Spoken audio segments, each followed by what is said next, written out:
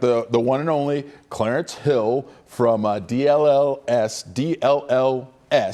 All City. He's with us as well. And then what a great day for my guy, Chris Lawrence, our main anchor at WFAA, who also happens to be a Lions fan. And wow, Chris, we got to start with you, man, because for most of that game, albeit one very bad play for your Lions, I suspect you had a fantastic time. Tell me about it. Man, my dad flew in from Michigan. This was the revenge game from last year. You know, that failed 2-point conversion that just sat with us for so long.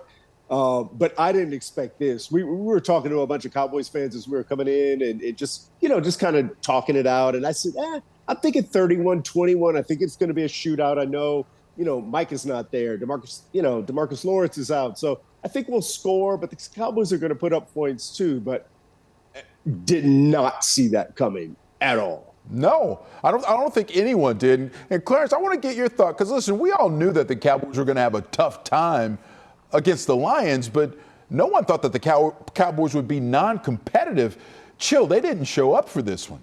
No, they didn't show up. I was almost like Oklahoma at the Cotton Bowl yesterday. I mean, I should have known. They were listless. They were listless, punchless.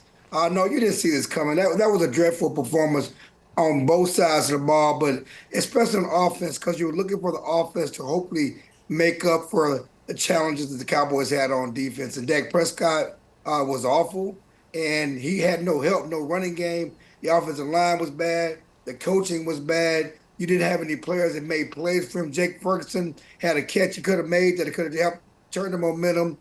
Same thing with Jalen Tolbert. Had a ball go through his hand, had a chance to turn momentum. They were bad all around. This was an awful performance, and I think this is a low point for the Mike McCarthy era. You're talking about a situation where he's already is coaching for his job in last year of his contract, and I know they're 3-3, but let's be real, okay? The good teams they played, they had the doors blown off of them, and this is like a 3-3 team with the arrow pointed down. They're the critical mass right now for the Cowboys and Mike McCarthy.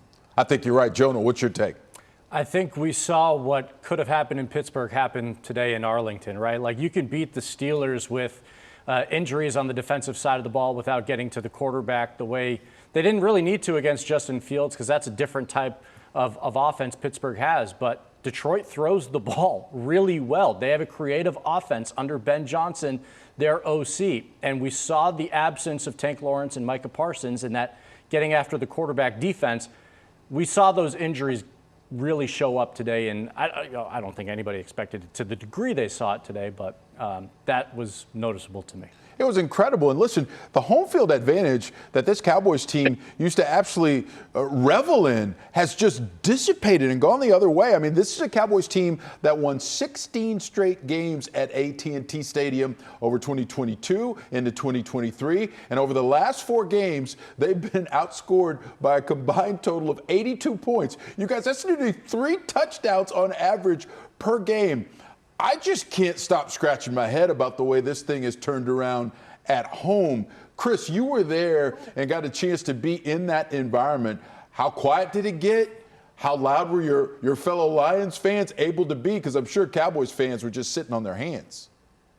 Oh, hey, man, I could hear, like, the crowd yelling, Jared Goff, Jared Goff. I mean, you could hear it reverberating in the stadium. I mean, there were a lot of Lions fans that tuned up for this. And I think by the Cowboys just getting behind so much so early, that just took the wind out of the sails. I mean, I think, you try to muster enthusiasm, but there was just nothing for a Cowboys fan to get excited about. And on the other side, I mean, when you're in your bag of tricks dialing up, pitch passes and routes for offensive linemen. I mean, you are there to embarrass the other team. And that was a point I want to make sure we put a stamp on, because there was a revenge factor for the way that game ended back in December. I think Dan Campbell thought that they were robbed with the way that game was officiated at the end of it and the way that thing played out. And not only did he make sure that his team wasn't going to win, he made sure that he rubbed it in the face of the officials. Oh, by the way, did you notice on the first play who reported as tackle eligible? Dan Skipper. Taylor Decker. Right? Yeah, Taylor Decker. And then they're throwing Later. routes to Decker. And then they got are you kidding me, the hook and lateral to the offensive lineman? I don't know if I've ever seen that play, but Dan Campbell pulls him out. But Chill, I do want to talk about this loss because it's the largest home loss of the entire Jerry Jones era. And the way that things have turned around at home for this team, what do you make of it, and what do you think it means moving forward? And that's just it, because the idea that they're going to get Michael Parsons back and Tank Lawrence back and everything's going to be fine, that's folly. You know, that's not happening. And Jerry Jones already said he's not signing anybody else. Mike McCarthy said we're not getting any help, and we got to deal with the guys we have. And the notion that you're just going to get better by osmosis, they're in denial. They're in denial about where they are. You know, you go back to the offseason when Jerry Jones lied about being all in. They did not. They got Mike McCarthy on a one-year deal. They got all the coaches on a one-year deal. They did not add to the roster in the offseason. They played with Dak and CD and their money until the start of training camp. This thing has been a train wreck from the beginning. You know, the environment they're trying to win. And Mike McCarthy has to go to at least the NFC Championship game or the Super Bowl to keep his job. Getting to the playoffs won't do it, you know. And so I don't know what confidence you. I know Dak talked after the game about, you know, in 2018, we're 2-5, and we turned around and got on a run. They traded for Amari Cooper. Yeah. There's no Amari Cooper trade is going to change the fortune of this team out there moving forward. And you could look over at the last 11 games of the season, that looks like they're going to be playing out the string. You could trade for him again. They might need to. Hey, that's not the worst idea I've heard. All right, listen, we got to take a quick timeout, but we do have plenty more to talk about that Cowboys offense, plus more from our main man, Chris Lawrence, having a great day as our resident Lions fan. All right, keep it right here, folks. We've got the Ultimate Dallas Sports Show coming back. Today's headlines, sponsored by your North Texas Chevy dealers. Rather than spend more time on that terrible Cowboys loss, here's some other news. The Eagles are the only NFC East team to win today, 20-16 over the Browns. In the majors, the Dodgers take Game 1 of the NLCS against the Mets. Ohtani with 2 hits and an RBI in a 9-0 win. And the New York Liberty avoid another collapse. They even the WNBA Finals against the Lynx with an 80-66 victory.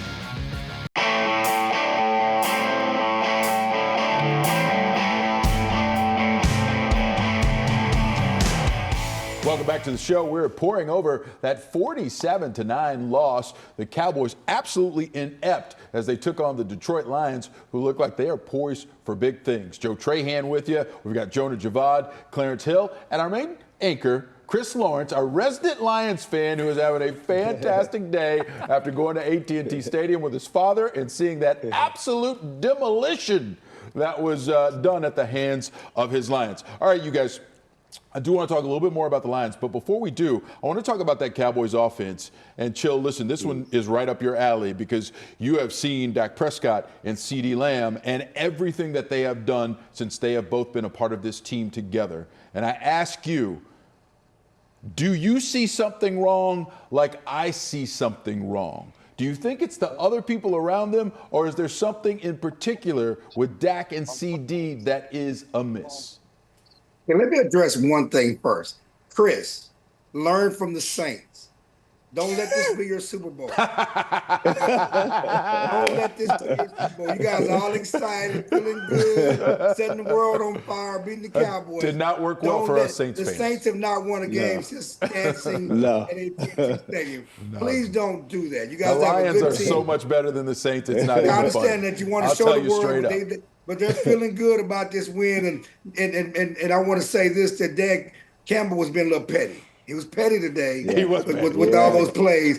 Yeah. He was being petty. I kind of like that. He was petty. Oh, I like petty. I like but it. he was being petty, trying to get the offensive lineman to score a touchdown. Des Bryant was tweeting about that. He was like, "Hey, man, this is like embarrassing. We got to talk about this."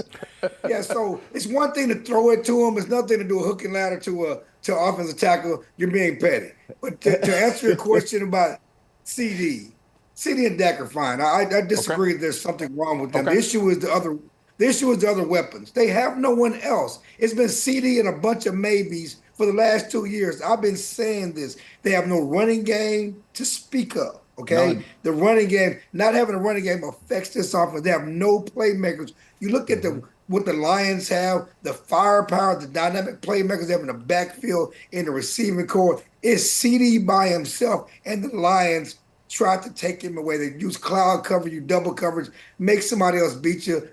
They got tight end and receiver running into each other, running the same routes. Again, the other guys did not make plays. There's nothing wrong with Dak and CD.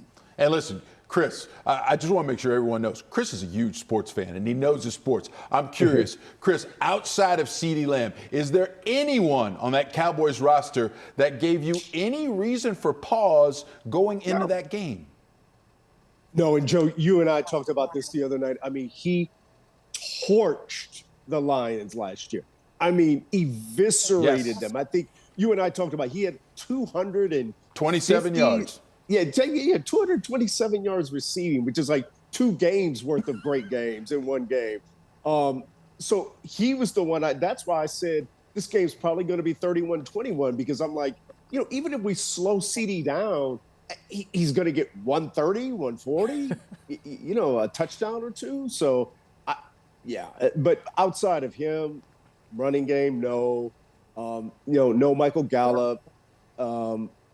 Just not a lot of weapons that you feel like you have to account for. Listen, I just think that we are getting a master class in how football works and how it doesn't work, more importantly, when it comes to the Cowboys. It's such a complimentary game because, listen, when teams do try and take away a guy like CeeDee Lamb, other players have to step up and they have to hurt opposing defenses because if they don't, the defensive coordinator doesn't care. And that's what we're seeing with the Cowboys. And I don't know if it's going to get much better. We've seen flashes from Rico Dowdle and Jalen Tolbert, but they couldn't keep that going today. And that was one of my keys for this game. It couldn't just be a flash for them, and that's what it's turned out to be. How dire do you think the complementary player situation is? Yeah, it's big time. I mean, Clarence said the magic word, playmakers. You need playmakers in the NFL to win games and to win championships. You look at San Francisco, they've got a playmaker in Christian McCaffrey. They got a playmaker in Deebo Samuel. They got a playmaker in Brandon Ayuk and George Kittle. And who do the Cowboys have is just CeeDee Lamb. And here's the deal. You can have a great playmaker like that and still win a whole bunch of games, but they don't have top-end speed. They don't have another player to help stretch the defense. And so teams can cloud CD and force other guys to beat them in one-on-ones. And when you don't have speed or athleticism or dynamicism to do that, that becomes a deficit. And then you're asked Dak Prescott to play like Superman when that's not really fair to him. And this offense is not schemed up in a way to allow that. Dak simply has to be perfect with the way things are right now. And we know that Dak's not perfect. And there's nothing wrong with that. But it's as constructed, it's not going to work. Chris, I am curious in terms of how this felt, not while it was happening, but after it was all said and done. You get the blowout win. After what happened in December, what did you leave the stadium with, Chris, as a Lion fan? I mean, it was a little bittersweet just because of Hutch's injury. I mean, it felt like the offense now is clicking on all cylinders. They had a really, really slow start to the year. I mean, they were only scoring 16, 20 points a game through the first few games. It seems like they finally found their groove, and Goff is now utilizing all the weapons. And Ben Johnson isn't getting pass happy. He knows what the Lions are, which is a run-first, physical team, and he's leaning into that. But man, Hutch was the heart and soul of that defense. I mean, it's the equivalent of the Cowboys. Like if you lost Micah Parsons for the year, he's gone. There's just no replacing it. Yeah, no doubt. I get it. Listen, from a Cowboys standpoint, it was just one of those days that they have to hope doesn't come around again, and especially Mike McCarthy, because if you get another couple of historic losses like this, that seat will only get hotter, and he won't be around here much longer.